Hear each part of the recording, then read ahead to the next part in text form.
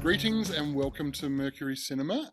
We are part way through the month of MCX Screenmakers, and this is an excellent chance after all of the inspiration from the 2 days of the conference to move to the next step, which is to get ready for pitching, whether it be you're entering Pitchorama, the ABC iView contest with over $20,000 of prizes this year, or whether it's for your one-to-one pitches. Either way, this is a great chance to get some inspiration from two absolute gurus when it comes to pitching and being pitched at.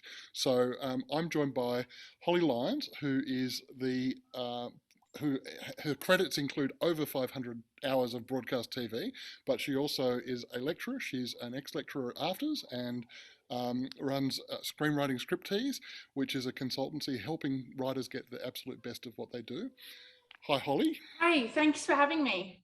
And also Ruth Estelle. So Ruth is our development executive, a script executive here at Mercury CX, but she is also half of Word Ninjas and has had a range of projects both developed and supported other writers on their development journey as well. So welcome, Ruth. Thanks, Jonathan. Okay, so pitching is a scary thing. I'm standing with the rest of the pretend audience behind me here at Mercury CX. Last time we had Pitchorama in person, this was a full auditorium and people were on the stage where I am now telling their stories. But pitching isn't always like that. We've had a year of people being in this space, so they're more used to pitching like this. And certainly this year in the 100% online format, people are going to be doing their pitches in a one-to-one format. But let's have a chat about what makes pitching successful or not successful. Where do you start? Where do you start in getting ready to tell your story to somebody in a 5-minute window where it's short, sharp, and otherwise? Holly, what are your thoughts? A couple of years ago, I did a biometric testing of what makes a good pitch. And we got a lot of broadcasters and commissioning editors hooked up to the machine at AFTRS, which is basically a lie detector test. It tracks your smile, whether you yawn, it's got an eye tracker. It tracks your pulse and your sweat. And I delivered a pitch to all these people 3 different ways.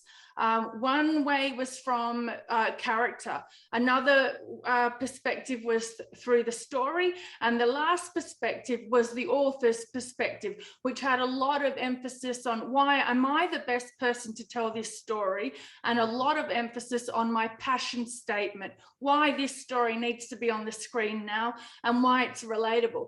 And we sent the data off to the scientists in Copenhagen, and they came back conclusively in every single one of those pitch versions. The most important thing, the thing that got the best reaction, the best response, was the passion statement.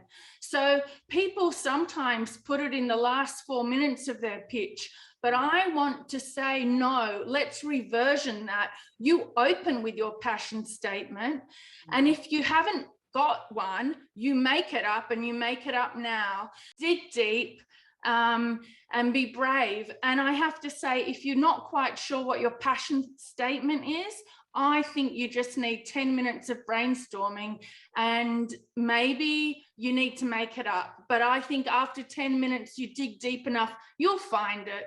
But Ruth, wouldn't you agree? Passion statements really take your pitch to a whole new level. Definitely. And I would strongly suggest, as you do, Holly, to don't focus so much on the story. If you focus on the story, you get kind of lost in your own kind of trying to remember every beat and every bit of it. Whereas what they really want to know and what really is contagious in a pitch is where you connect to it. And because hopefully you'll be dealing with something that has a universal theme, at the very least, you'll be able to say, I relate to this because of the theme. And to be brave about that and to be vulnerable about that is really hard when you're feeling that nervous about whether or not you're going to be rejected. That's right, feeling vulnerable. By the way, Ruth, I love that you use the word contagious. I love a contagious pitch, especially during a pandemic. Love it. So yeah, we want it used to be sticky pictures. Now we want ones that are going to go viral. Like, is that the methodology? Yes. You're getting ready to go into the pitch. What do you do to prepare? How do you make sure that you overcome those nerves? I know breathing. I'm a big fan of those. Shake it out. I do the Taylor Swift beforehand. I literally shake out that adrenaline before I do something, and focus on the breathing. But what else can people do to prepare properly for their pitch?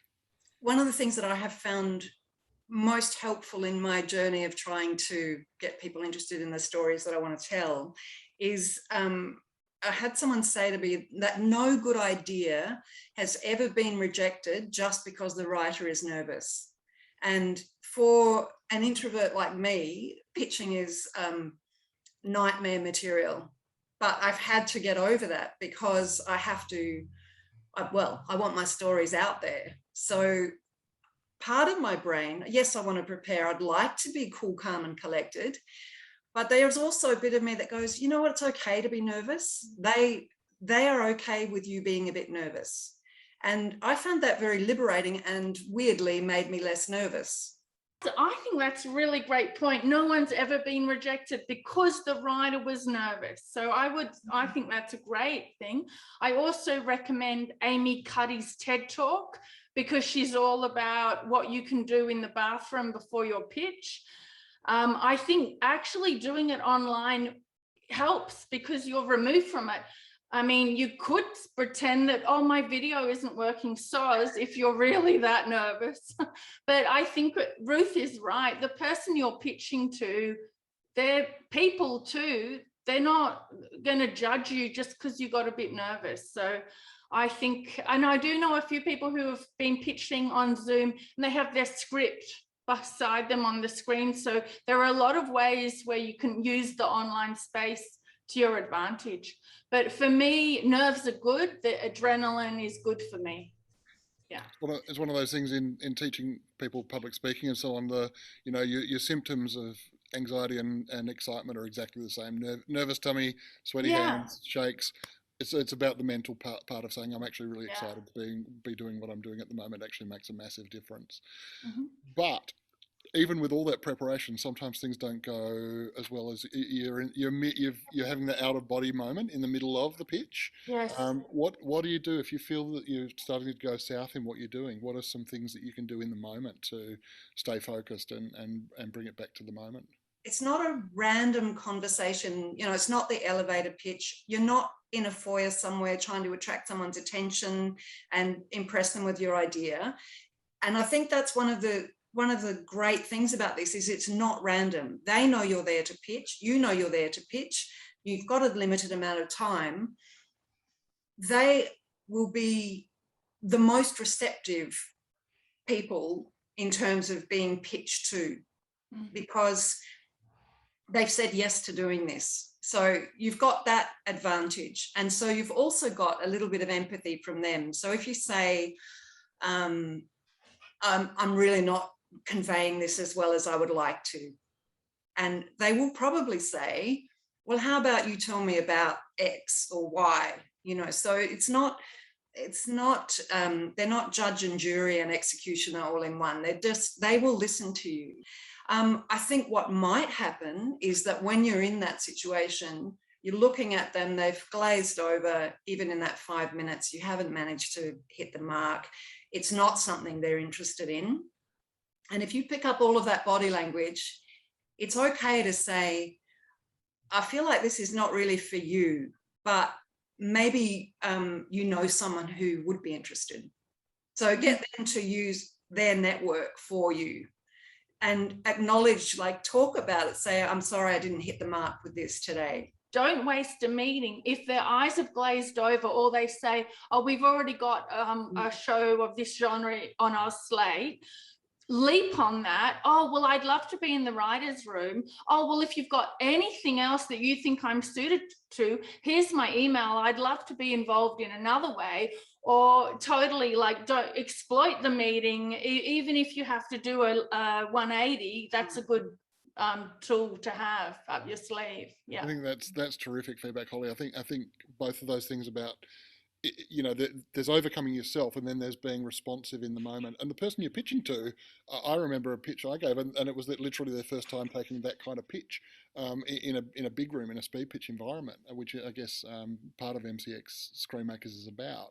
And so it's listening to observing the person you're pitching to and being present with them as well, and being able to respond to that. We've talked about people pitching, us as pitchers, people giving the pitch.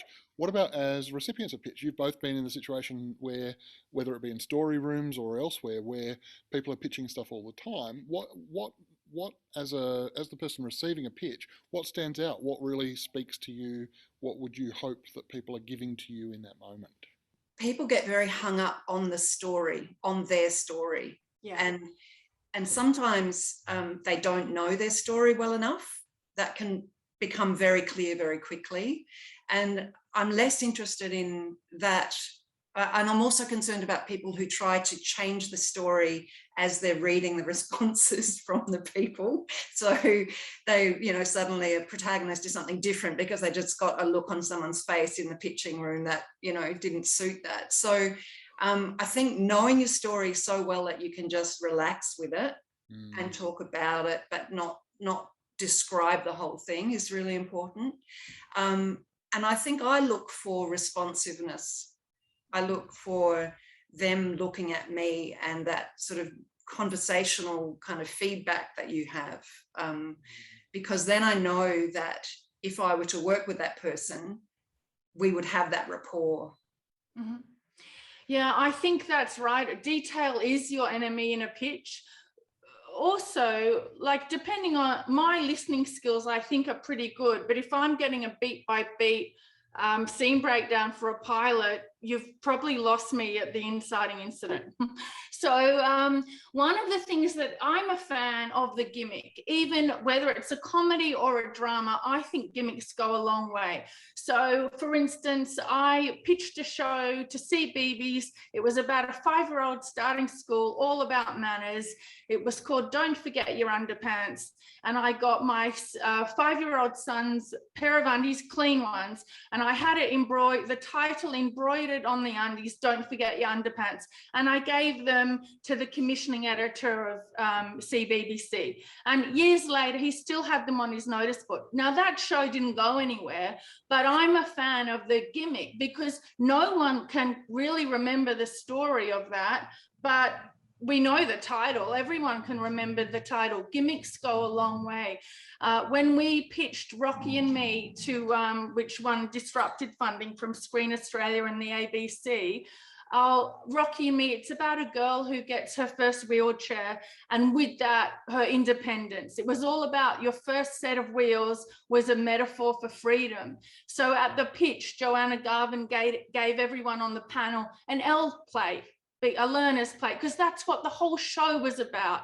And even though that was a drama and that's a gimmick, it was totally suited to the moment. So I'm a fan of the pitches with the gimmick, and I can remember so many where people walked in and gave you something, or had someone playing a guitar, or one of my students, he had a t-shirt printed of the title of his show as if it was already a show. It made you really sit up a bit straighter. Or there's the student whose show was about going to purgatory, and she handed you, and everyone got an envelope that you opened, and it said, "You are dead."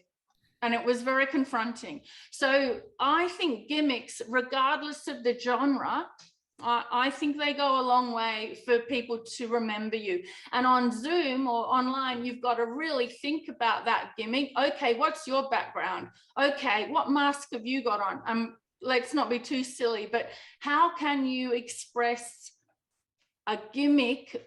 I don't know what's a better word than a gimmick, but you get my meaning, that being presenting your story in an original way just indicates you're an original creative person, and that's what everybody wants.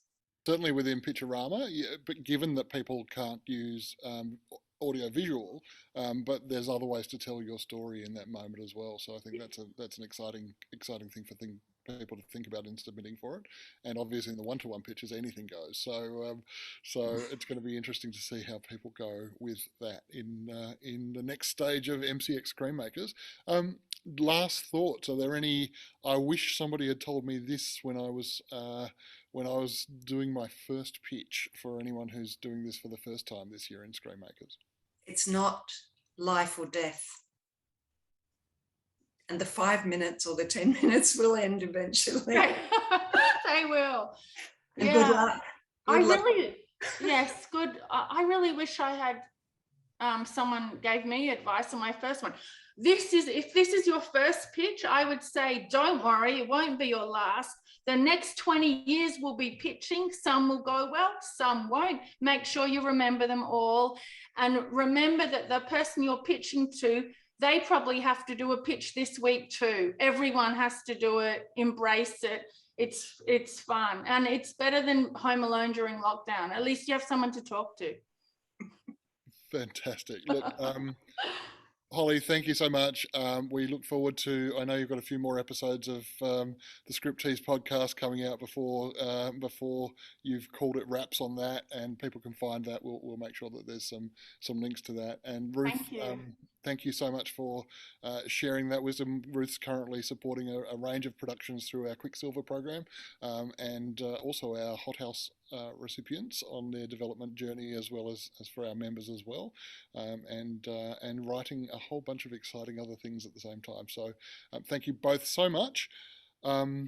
Screenmakers, you've still got until the 20th of September to get those pitch nominations in, to get those Pitchorama entrants in, and we look forward to what's going to be a terrific day on the 8th of October, live from all over the country, because this year it's not from the stage, but it's one-to-one. You can pitch from anywhere. There is no reason not to sign up. So we will see you on pitch day. Thank you all very much.